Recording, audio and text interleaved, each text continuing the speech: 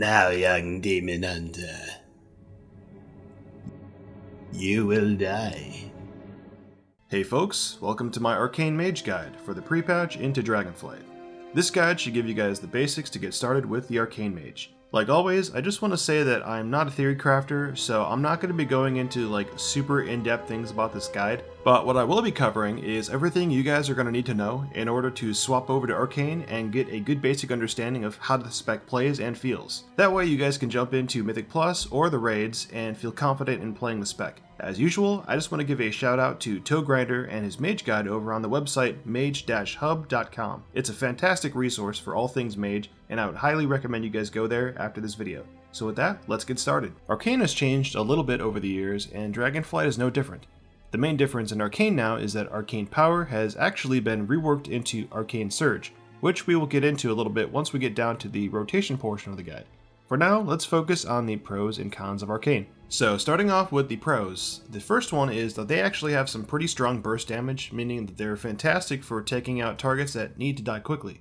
Arcane has some really good mobility with a lot of instant cast abilities, as well as the ability to use ice flows, which turns a lot of spells into instant cast abilities, so they can move while they cast. They have strong funnel damage, as well as an execute with Arcane Barrage, strong defensive abilities, and good read utility with Time Warp and Arcane Intellect. And now for the cons. Arcane suffers from not having a lot of real spread or cleave damage. Their main heavy dealing damage spell for AOE, Arcane Barrage, is target capped, which limits its potential. The spec is also super tuning dependent, so basically if the spec's not doing really good numbers, it's really not going to be doing anything better than playing some other spec. Moving on to the talents. This is what you should be taking for raiding.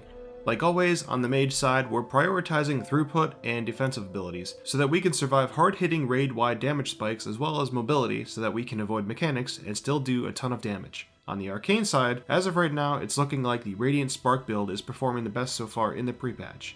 And then on the dungeon side, it's quite similar, except we're going to be making sure that we're picking up some more utility options in CC like Blast Wave and Dragon's Breath, as well as Ring of Frost to keep ads controlled. The talent import string will be in the video's description, or you can just pick it up over at mage-hub.com/arcane. Arcane's rotation is a bit complex, but once you get the hang of it, it feels pretty smooth and has a nice flow to it.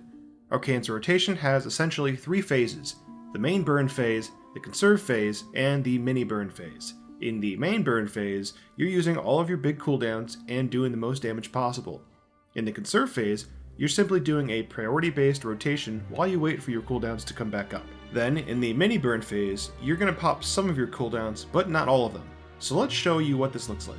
At the start of the fight, you're going to want to precast Evocation to stack Siphon Storm, and then begin the main burn phase straight away. First, you're going to cast Arcane Orb, then Rune of Power, then Radiant Spark, then 3 Arcane Blasts, then Arcane Surge, Nether Tempest, Arcane Barrage, and then Touch of the Magi.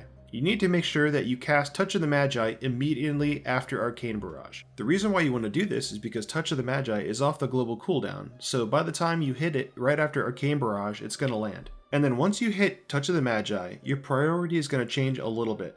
So you're going to want to cast Arcane Blast when you have Nether Precision stacks. You're going to want to cast Arcane Missiles with clear casting procs, otherwise cast Arcane Blast. If you have Cascading Power, then use Mana Gem right after Touch of the Magi, as long as it's not going to cap your clear casting.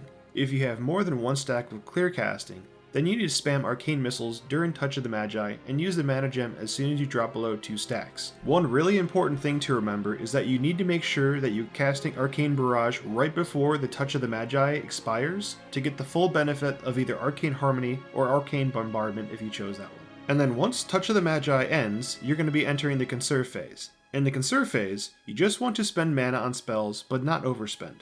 The general idea is to make sure that you're staying above 50% mana and not capping out at it. The priority for spells in the Conserve phase looks like this. You're going to want to cast Arcane Orb, you want to cast Shifting Power, Arcane Missiles with 3 stacks of clear casting, Arcane Blast when you're below 4 arcane charges or above 60% mana, cast Arcane Missiles with clear casting, cast Arcane Barrage at 4 arcane charges. The next phase is the mini burn phase, and you're going to want to enter it once your Rune of Power, Radiant Spark, and Touch of the Magi are off cooldown, but Arcane Surge is still on cooldown.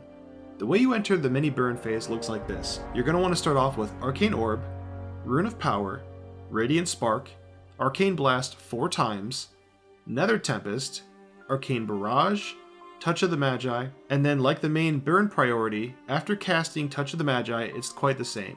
Casting Arcane Blast with Nether Precision procs, Arcane Missiles with Clear Casting, Arcane Blast. And just like before, you're making sure that you're going to be casting Arcane Barrage at the very last second before Touch of the Magi expires to get the benefit of Arcane Harmony or Arcane Bombardment. And then after that, you enter the Conserve phase and rinse and repeat. So the flow of the rotation is going to be going back and forth between the different phases. So you do the main burn phase, then you do the Conserve phase, then the mini burn phase, Conserve phase, main burn phase, conserve, etc, and you're just basically doing that all over again. So next we'll show you guys what it looks like in real time.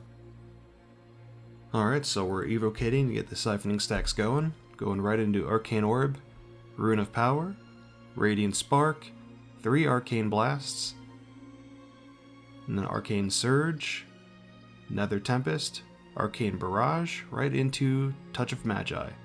And now we're going to be using the Arcane Blast to use those Nether Tempest procs, and you're going to want to make sure that you're hitting Arcane Barrage right before Touch of the Magi expires, shifting power, and now we're in the Conserve phase. Now we're just doing Arcane Blast until 4 stacks, dumping them into Arcane Barrage, using our clear casting stacks, or procs I should say, and we're just waiting until our cooldowns come back up. So it looks like our cooldowns are going to be coming back up here in a few seconds, and this is going to be the mini burn phase. So Arcane Orb, Rune of Power, Radiant Spark. Now we're doing 4 Arcane Blasts this time. Nether Tempest, Arcane Barrage, into Touch of Magi. And now we're doing our Arcane Missiles for clear casting stacks, and again Arcane Blasts to get rid of those Nether Precision procs. And then you're going to wait and use Arcane Barrage right before Touch of Magi expires. And now we're just going back into the Conserve phase. And just as before, we're just using our Arcane Blasts and Missiles, and we're just waiting for all of our big cooldowns, which is happening right now. So now we're going back into the main burn phase, because we have Arcane Surge ready.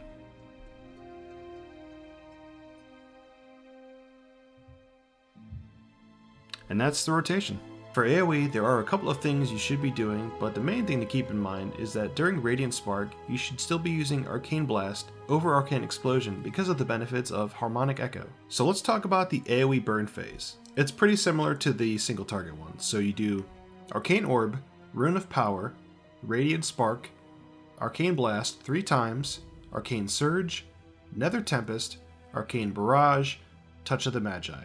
And then after you cast Touch of the Magi, your priority is going to be Arcane Missiles with clear casting, Arcane Orb with less than 4 arcane charges, Arcane Barrage with 4 arcane charges, Arcane Explosion. After the burn phase, cast Shifting Power, and then you enter the AoE Conserve phase. The goal of the AoE Conserve phase is to get the most amount of Arcane Barrage casts with 4 stacks of Arcane Charge as possible.